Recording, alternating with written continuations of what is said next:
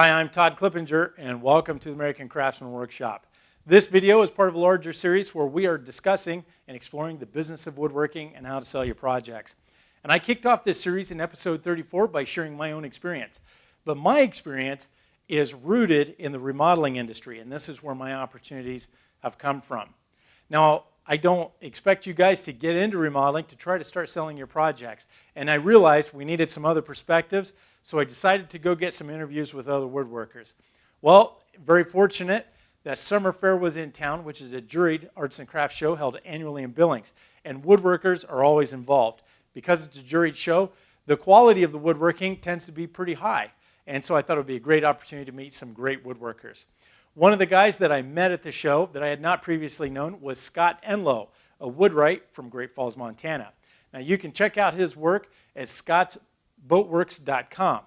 Now when you go over there, be sure to drop him a line of thanks because Scott was very generous with his information and his time in sharing with us. And like I said, I had not known Scott until I just simply approached him at the show and asked for an interview. Well, I don't want to hold you up any longer. Let's get to Scott's interview and see what he has to share about the business of woodworking. My name is Scott Enloe. I'm a woodworker, woodwright in Great Falls, Montana. I've been full-time woodwright about 13 years, part-time a long time before that. I specialize in cedar strip wood canoes, and I guess my main specialty also is rocking chairs. And then on top of that, any other type of wood item that anybody requests or would like built. I have a 1,400 square foot shop that started as a two-car garage at my home. Within that shop I have a dedicated finish room, some commercial, some non-commercial tools. I'm very comfortable in the 1,400 square foot shop because I am a one-butt studio. My wife and I always call we're one-butt studios, meaning I have no employees. I am sole everything. I sweep the floors to do the website. That's pretty furniture. So it's literally a one-butt shop. Do all of our advertising, all of our printing work, everything else, computer work. Within the shop, the dedicated finish room is almost a must, or having a dedicated finish process so that you can keep a certain consistency within your shop, within your product. A consistency involving, I have a finish that is a hand rub finish that is not quite as resistant to wine, Coke, coffee. I have another finish of a spray conversion varnish for people who request something that's extremely resilient. And that's real common anymore. If you're building tables for a winery or coffee shops or just somebody's home, a dining room table, those are two big finishes you need to have. As far as an overall business practice, my recommendation is you can operate overhead, but operate the most minimal overhead that you can have. Sometimes I have to wait for a certain job to purchase a tool that I'll need for that job.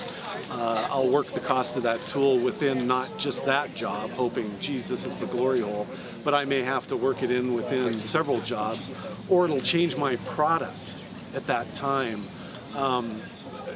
For specific shows like this, I've always wanted to do a stool, but I need a certain drill press to be able to drill the angles, or a certain depth gauge, or a larger tool to be able to do that product. Sometimes I have to wait for a special order.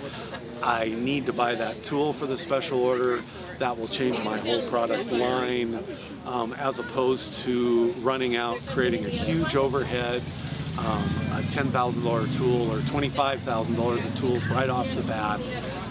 Now I have a huge overhead. I have to cover that overhead before I can even pay myself or buy wood anymore. So as far as operating a small one-butt business, my best advice is low overhead, as low as you can possibly be, definitely. For quality control in my one-butt studio, that's an easy one.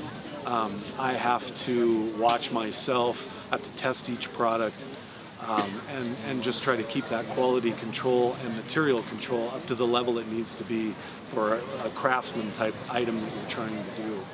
Meaning I avoid $60 plywoods. Most of my plywoods run $90 to $130, $150 a sheet. You just have to bump up to that other level. pieces of wood.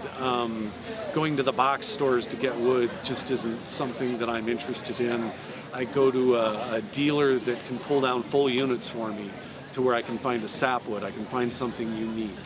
Another business practice I really like is that if you're going to do this, some of my hardest selling products are products that look like somebody else's. I do make a Mission rocking chair, and I love doing mission work. The work is beautiful, it's fun to do. I've even fumed pieces, but they look just like the Stickley's. They look like everybody else's. Why? It took me a lot of years to realize that a lot of the products I'm selling are products that I've designed, I've made, or if I have a unique touch on it. It may just be a cedar chest, but there's a unique touch to it. I'm combining woods, I have a different style, it doesn't look like anybody else's. It takes quite a while to develop your own voice within a business like this, and that's really important, really important. A big piece of advice, always get the great tools and all that stuff. Learn your trade, get the great tools, do your best, present your product the best you can. If you're in an art booth or no matter where you're at, make it look great. People walk by, you want that booth to snap, you want your chairs to snap, you want your entire product to look fantastic. And that's something that gets me excited when I walk around art shows and I see the love and the care that people have put in their booths. That's great advice, but I think the one thing I really like is, the art is not only in the craftsmanship, but you really have to put the art into staying in business. The art is trying to make a living and staying in business. We got to keep it going. Well, thank you very much. Hey, thanks, man. No, that was fun. Well, I hope you enjoyed that interview with Scott Enloe from Great Falls, Montana. You can check out his website at scottsboatworks.com. Take a look at all the work at his gallery. He does some really nice work. He's definitely a fine craftsman. And drop him a line of thanks for spending the time and giving us all this great information. Scott's perspective is a great addition to the series of videos that we have on the business of woodworking and how to sell your projects. Be sure to catch all the other videos. I'm going to try to make sure everything's always hot linked together, and you don't have to watch these in any special order, guys. They're interviews. Also, if you like what you're watching, be sure to subscribe to my videos.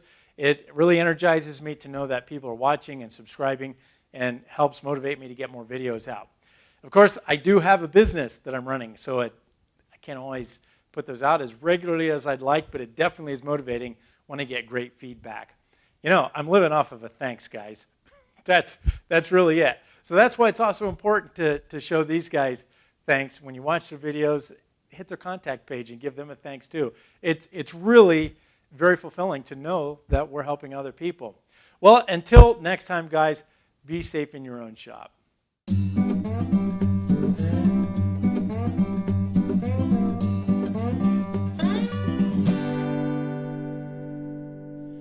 Hi, I'm Todd Clippinger, and welcome to the AmericanCraftsmanWorkshop.com. That's not right.